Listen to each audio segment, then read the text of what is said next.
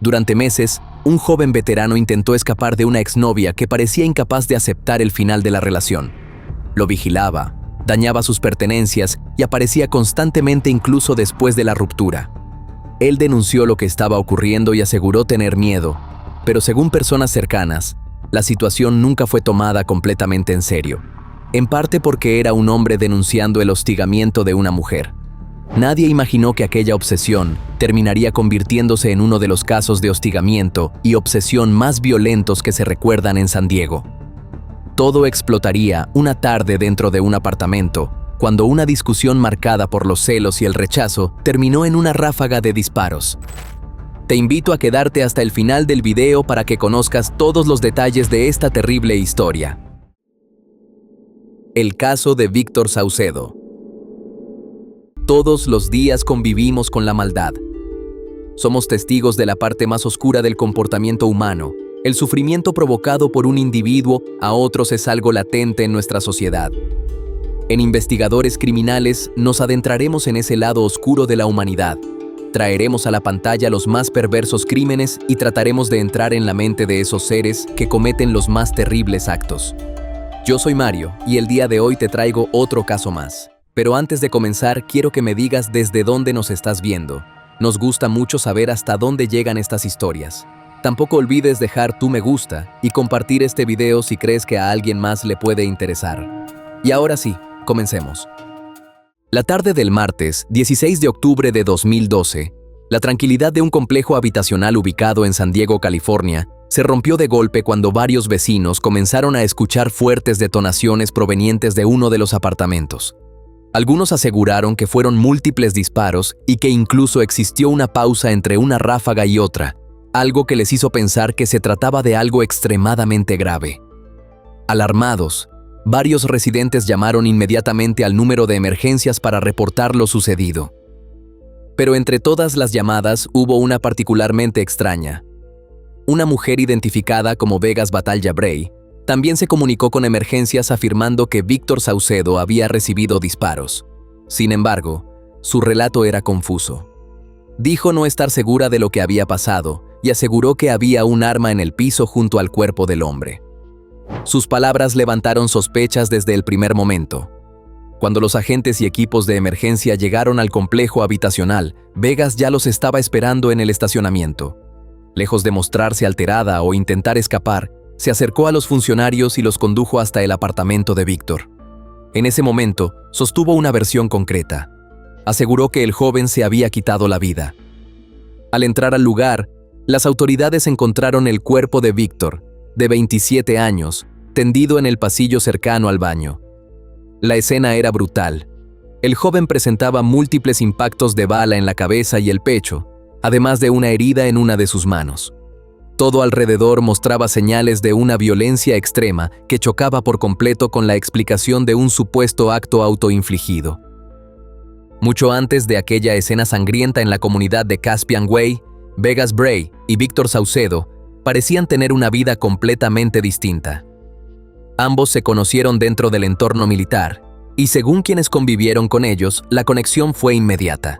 Compartían un humor sarcástico parecido y tenían personalidades sociables que hacían que juntos parecieran una pareja muy compatible. Vegas había nacido en California, Estados Unidos, en 1988. Su infancia estuvo marcada por problemas familiares y por la ausencia de su padre, aunque pese a ello logró convertirse en una joven aplicada, atractiva y con facilidad para relacionarse con los demás. Tras terminar la secundaria con buenas calificaciones, decidió ingresar a las Fuerzas Armadas y comenzó a trabajar en un taller de maquinarias de la Marina. Víctor, por su parte, era originario de Chicago y también formaba parte de la Marina de los Estados Unidos, desempeñándose en el área de control de daños, una labor relacionada con responder ante emergencias dentro de la embarcación.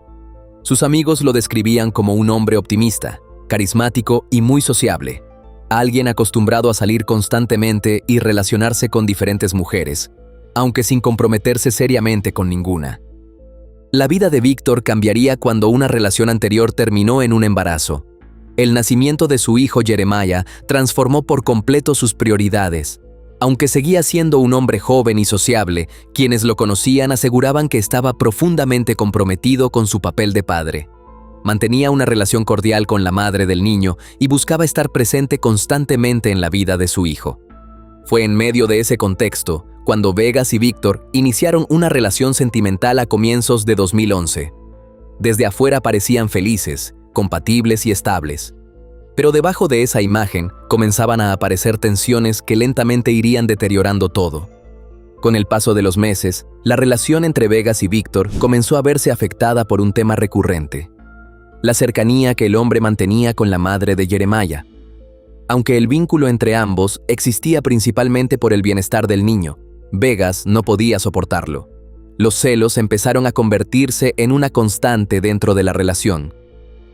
Víctor no estaba dispuesto a alejarse de su hijo ni a romper la comunicación con la madre del pequeño.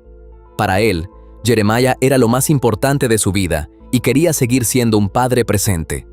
Esa postura generó frecuentes discusiones con Vegas, quien cada vez reaccionaba peor ante cualquier interacción relacionada con la antigua pareja de Víctor. Las peleas se hicieron habituales y la relación comenzó a desgastarse rápidamente. Finalmente, hacia finales de 2011, ambos terminaron separándose. Sin embargo, mientras para Víctor aquello representaba el cierre definitivo de la relación, para Vegas parecía ser apenas el comienzo de una obsesión. A inicios de 2012, Víctor tomó una decisión importante para cambiar el rumbo de su vida. Después de 10 años en la Marina, abandonó el servicio militar con la intención de estudiar y prepararse para ingresar a la fuerza policial. Buscaba mejores ingresos y, sobre todo, más tiempo para compartir con Jeremiah. Vegas también dejó la Marina poco tiempo después. Sin estudios adicionales fuera de la experiencia militar, comenzó a trabajar como camarera en un club para adultos. Pero detrás de ese cambio laboral, según se interpretaría más adelante, existía el objetivo de mantenerse cerca de Víctor y encontrar la manera de recuperar la relación que ella consideraba perfecta. Tras la separación, Vegas no logró aceptar que la relación había terminado. Mientras Víctor concentraba su tiempo en sus estudios y en compartir con Jeremiah, ella comenzó a obsesionarse cada vez más con recuperar aquello que consideraba la relación perfecta. Durante meses, intentó reiniciar el vínculo por diferentes medios, pero siempre obtenía la misma respuesta: Víctor no quería volver. La frustración de Vegas comenzó a hacerse pública. El 22 de agosto de ese mismo año, escribió un mensaje en Facebook cargado de enojo contra Víctor. En esa publicación lo insultaba, lo acusaba de ser infiel y lo vinculaba con sitios para adultos. Aquello dejaba ver el nivel de resentimiento que venía acumulando tras los constantes rechazos. Pero con el tiempo, la situación dejó de limitarse a publicaciones o discusiones. Vegas pasó directamente al hostigamiento. Comenzó a seguir a Víctor, vigilando sus movimientos y apareciendo constantemente cerca de él. Luego vinieron los ataques contra sus pertenencias y su vivienda. Le cortó las llantas del automóvil, lanzó huevos y pintura contra la casa e incluso arrojó mantequilla de maní y un frasco de mermelada en la propiedad. Cada episodio aumentaba el temor de Víctor. Lo que al inicio parecía el comportamiento impulsivo de una exnovia resentida, comenzaba a transformarse en una persecución constante. Y aunque intentó ignorarla y mantener distancia, pronto entendería que la situación estaba completamente fuera de control. Con el paso de las semanas, Víctor empezó a vivir prácticamente bajo estado de alerta. El hostigamiento no se detenía y cada vez se sentía más vulnerable. No solo temía por él, sino también por la seguridad de Jeremiah. Según contaron posteriormente sus amigos y familiares, estaba convencido de que Vegas no iba a rendirse fácilmente. Intentó buscar ayuda por la vía legal. Denunció en varias oportunidades el comportamiento de su expareja e incluso trató de conseguir una orden de restricción para impedir que se acercara a él. Sin embargo, las autoridades afirmaron que no existían pruebas suficientes para vincular directamente a Vegas con los ataques y señalaron que ella nunca había amenazado abiertamente a Víctor ni le había causado daño físico. La impotencia comenzó a consumirlo. Sus allegados contaron que hizo todo lo posible para desaparecer del radar de Vegas. Se mudó de apartamento, cambió sus rutinas diarias, utilizó vehículos prestados y modificó constantemente sus recorridos habituales para evitar ser localizado. Aún así, sentía que ella siempre terminaba encontrándolo. Uno de los relatos más perturbadores surgió de boca de un amigo cercano de Víctor. Según contó, tiempo atrás, el joven le confesó que una noche despertó y encontró a Vegas sentada sobre él, apuntándole directamente a la cara con un arma. Aquella escena dejó claro para quienes lo rodeaban que el miedo de Víctor era completamente real. Pese a todo, las denuncias continuaban sin generar consecuencias contra Vegas.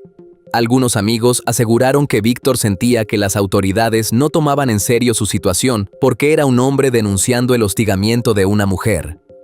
Desesperado por una situación que parecía no tener salida, Víctor terminó considerando la posibilidad de hablar nuevamente con Vegas para intentar poner fin al conflicto. Ignorarla no había funcionado, mudarse tampoco, y las denuncias no habían servido de nada. Así que el 15 de octubre decidió llamarla y citarla en su apartamento para conversar. Lo que ocurrió esa noche cambiaría todo. Según las investigaciones posteriores, ambos terminaron bebiendo juntos y finalmente tuvieron relaciones sexuales. Para Vegas, aquello parecía significar que todos sus esfuerzos habían dado resultado y que la relación podía comenzar nuevamente. Después de meses de rechazos, hostigamiento y obsesión, sintió que había recuperado al hombre que amaba. Pero la ilusión duró muy poco. A la mañana siguiente, Vegas quiso salir a desayunar con Víctor, pero él se negó y dejó claro que no estaba interesado en retomar una relación seria. Víctor le explicó que podían verse ocasionalmente, algo casual, sin compromiso ni exclusividad. Aquellas palabras fueron devastadoras para ella. Vegas sintió que solo había sido utilizada y salió del apartamento furiosa. Para los investigadores, ese momento representó el verdadero punto de quiebre emocional. Todo indicaba que la mujer no estaba preparada para aceptar otro rechazo, mucho menos después de creer que había logrado recuperar la relación. Horas más tarde, alrededor de las 3:30 de la tarde del 16 de octubre, los vecinos comenzaron a escuchar los disparos que terminarían con la vida de Víctor. Después de aquella ráfaga de detonaciones, vendría la desesperada llamada a emergencias, el arribo de la policía al complejo de apartamentos y el inicio de una investigación que, desde los primeros minutos, comenzaría a revelar que la escena dentro de aquella vivienda escondía mucho más que una supuesta muerte autoinfligida. Apenas comenzaron a revisar la escena, los investigadores notaron que la historia entregada por Vegas Bray simplemente no encajaba con la evidencia física. El arma hallada junto al cuerpo era un revólver que posteriormente sería identificado como propiedad de la propia Vegas. Además, la cantidad de disparos reportados por los vecinos habría una enorme contradicción. Los testigos aseguraron haber escuchado entre 7 y 10 detonaciones divididas en 2 secuencias separadas por una pausa. El problema era que el revólver encontrado solo tenía capacidad para 6 balas. Para los investigadores aquello significaba algo evidente. Quien disparó tuvo que detenerse, recargar el arma y continuar atacando a Víctor. Dentro del apartamento también fue encontrada una caja de municiones. Mientras la escena era procesada, Vegas fue trasladada a la comisaría para ser interrogada. Ahí comenzó a reconstruir su relación con la víctima. Explicó que ambos se habían conocido durante el servicio militar y que tras años de amistad iniciaron una relación sentimental. Según ella, habían sido felices, pero eventualmente, Víctor comenzó a alejarse, dejó de responderle llamadas y terminó eliminándola de sus redes sociales. La mujer admitió además varios episodios de comportamiento agresivo contra Víctor. Reconoció haber vandalizado su automóvil y atacado su vivienda durante los meses posteriores a la ruptura. Aún así, insistió en que seguía enamorada de él y aseguró que el día de los hechos había regresado al apartamento cerca de las 3:30 de la tarde, pero que después sufrió un supuesto desmayo. Según su versión, no recordaba nada más hasta despertar y encontrar a Víctor muerto en el suelo. Mientras Vegas permanecía retenida para ser interrogada, los investigadores comenzaron a hablar con familiares, amigos y personas cercanas tanto a ella como a Víctor. Poco a poco, empezó a aparecer una imagen mucho más clara de lo que había sido la relación durante los últimos meses. La mayoría coincidía en describir a Vegas como una mujer extremadamente celosa y obsesionada con la idea de recuperar a Víctor. Los allegados de la víctima contaron que él estaba verdaderamente asustado y que había intentado por todos los medios alejarse de ella sin conseguirlo. Según uno de sus amigos, las súplicas de Vegas por volver con él terminaron convirtiéndose en desesperación y rabia cuando entendió que Víctor no quería regresar. también comenzaron a salir a la luz detalles inquietantes sobre el estado emocional de la acusada. La única persona que la defendió públicamente fue su madre. La mujer aseguró que su hija jamás habría cometido algo tan atroz a menos que hubiese sido llevada al límite. Sin embargo, sus propias declaraciones terminaron generando todavía más dudas cuando afirmó que Vegas a veces tenía flashes de enojo tras los cuales no podía recordar lo que había hecho. En paralelo, desde la fiscalía se empezó a hablar del pasado traumático de Vegas. Se conoció que había vivido una infancia complicada y que sufrió abusos sexuales durante su niñez y adolescencia. Todo eso comenzaría a perfilar la estrategia que más adelante utilizaría la defensa para intentar explicar el crimen. Mientras tanto, el entorno de Víctor seguía devastado por la tragedia. 2 días después del crimen, familiares y amigos realizaron una vigilia para despedirlo. Jeremiah, su pequeño hijo, asistió acompañado de su madre y de su abuela. Las palabras del niño dejaron en evidencia el enorme vacío que la muerte de Víctor había provocado en la familia. Durante esos días también se conoció otro detalle estremecedor. La abuela materna de Jeremiah reveló que Víctor temía tanto por su vida que apenas 2 semanas antes del crimen había contratado un seguro de vida dejando como beneficiario a su hijo.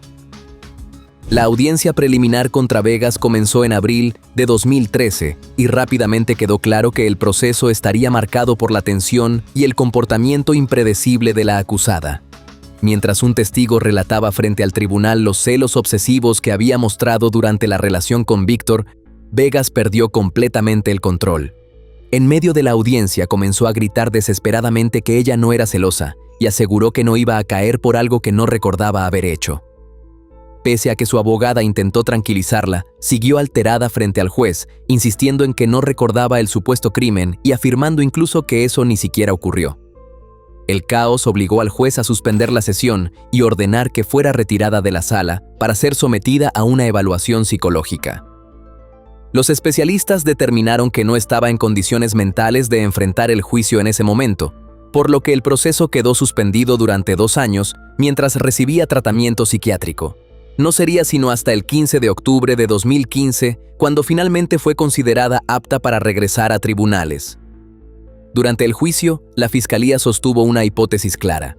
Vegas había llegado al límite de su obsesión y decidió matar a Víctor cuando comprendió definitivamente que jamás volverían a tener una relación formal. Los fiscales reconstruyeron la secuencia asegurando que, tras salir furiosa del apartamento aquella mañana, regresó posteriormente armada con el revólver y le disparó 9 veces, teniendo incluso que recargar el arma para continuar atacándolo. La defensa, sin embargo, intentó construir una explicación completamente distinta. No negaron que Vegas hubiese disparado, pero argumentaron que sufría graves trastornos mentales derivados de los abusos sufridos durante su infancia. Según su abogada, la acusada había desarrollado una especie de alter ego llamado Baby Bray, una personalidad distinta que tomaba el control en momentos extremos. Durante el proceso, se reprodujeron partes del interrogatorio policial en las que Vegas afirmaba que debía haber sido Baby Bray quien cometió el crimen. La defensa insistió además en que la acusada no huyó de la escena, llamó al número de emergencias y permaneció esperando a las autoridades, algo que según ellos demostraba confusión mental y no una conducta fría o planificada. Pero la fiscalía tenía elementos mucho más difíciles de explicar. Los investigadores revisaron la computadora de Vegas y encontraron escritos cargados de odio hacia Víctor. Entre ellos apareció una lista de deseos, donde uno de los puntos consistía en encontrarlo y matarlo. El último punto de esa misma lista era quitarse la vida después. También descubrieron que meses antes del crimen había comprado el revólver utilizado en el ataque. Para los fiscales, todo demostraba que el homicidio no había sido impulsivo, sino el desenlace de una obsesión que llevaba mucho tiempo creciendo. La situación de Vegas terminó de complicarse cuando apareció un testimonio devastador para la defensa. Un medio hermano de la acusada declaró ante el tribunal que antes de llamar a las emergencias, Vegas lo había contactado a él para decirle que había matado a Víctor y despedirse antes de quitarse la vida. Según el hombre, logró convencerla de no hacer lo último y de esperar a la policía. Con todas las pruebas expuestas, el jurado terminó encontrando a Vegas Batalla Bray culpable de asesinato en primer grado. La decisión cerraba uno de los casos de obsesión y hostigamiento más violentos que había vivido la ciudad de San Diego en esos años. Meses después, a comienzos de enero de 2016, llegó el momento de la sentencia. Durante la audiencia, familiares y amigos de Víctor relataron el impacto devastador que había dejado el crimen. Particularmente dolorosas fueron las palabras de Antonio, el hermano menor de la víctima, quien recordó que en un principio no había creído el nivel de peligro que enfrentaba Víctor. Dirigiéndose directamente a Vegas, Antonio aseguró que su hermano sí sabía de lo que ella era capaz y la acusó de haber actuado de forma egoísta al decidir quitarle la vida. También habló del sufrimiento que la muerte había provocado en toda la familia, pero dejó claro que el más afectado era Jeremiah, el hijo de Víctor. Según relató ante el tribunal, el niño llegó a decir que quería construir una máquina del tiempo para evitar que su padre conociera a Vegas. La defensa intentó una última vez pedir clemencia argumentando los abusos infantiles sufridos por Vegas y sus problemas mentales, pero el juez no modificó la decisión. Finalmente, Vegas Bray fue condenada a una pena de 50 años a cadena perpetua. Además, se le ordenó pagar una restitución económica a la familia de la víctima. Según la sentencia, podrá optar a libertad condicional en el año 2066, cuando tenga 72 años. La historia de Víctor deja una sensación profundamente incómoda porque durante meses pidió ayuda y prácticamente nadie tomó en serio lo que estaba viviendo. Denunció el hostigamiento, habló de los daños contra su casa y su vehículo, cambió rutinas, se mudó y expresó claramente que tenía miedo. Pero, aún así, las autoridades consideraron que no existía un peligro real. El argumento era absurdo. Él era un hombre grande y ella una mujer mucho más pequeña, como si el tamaño físico eliminara automáticamente la posibilidad de convertirse en víctima. Ese tipo de pensamiento no solo fue negligente, también peligrosamente superficial. El hostigamiento obsesivo rara vez comienza con ataques brutales. Normalmente escala poco a poco hasta que ya es demasiado tarde. Víctor mostró señales claras de que su situación estaba fuera de control y aún así terminó completamente solo enfrentando a una persona que llevaba meses deteriorándose emocionalmente. Cuando finalmente actuaron, ya estaban entrando a un apartamento donde había un hombre muerto con 9 disparos encima. También resulta perturbador pensar cómo muchas veces las víctimas masculinas son minimizadas o ridiculizadas cuando denuncian miedo, amenazas o persecución por parte de una mujer. Este caso demuestra que la violencia obsesiva no distingue género y que ignorar señales evidentes puede terminar destruyendo familias enteras. Jeremiah creció sin su padre porque durante demasiado tiempo todos pensaron que aquello no podía terminar tan mal. ¿Crees que Víctor habría seguido vivo si las autoridades hubiesen tomado en serio sus denuncias desde el principio? ¿Hasta qué punto la obsesión emocional puede convertirse en una amenaza mortal cuando nadie interviene a tiempo? Te leo en comentarios. Y bueno, querida audiencia, hasta aquí una investigación más. ¿Qué opinan del caso de hoy? Nos gustaría mucho leer sus comentarios, ya que su opinión sobre los casos es muy importante para nosotros. Recuerden siempre hacerlo con el máximo respeto posible, tanto para la víctima como para los demás espectadores, y nosotros que los estaremos leyendo. Antes de irte, deja tu me gusta y suscríbete si aún no lo estás. Tampoco te olvides de compartir este video si crees que a alguien que conoces le puede interesar. Nos vemos hasta otra investigación criminal. Adiós.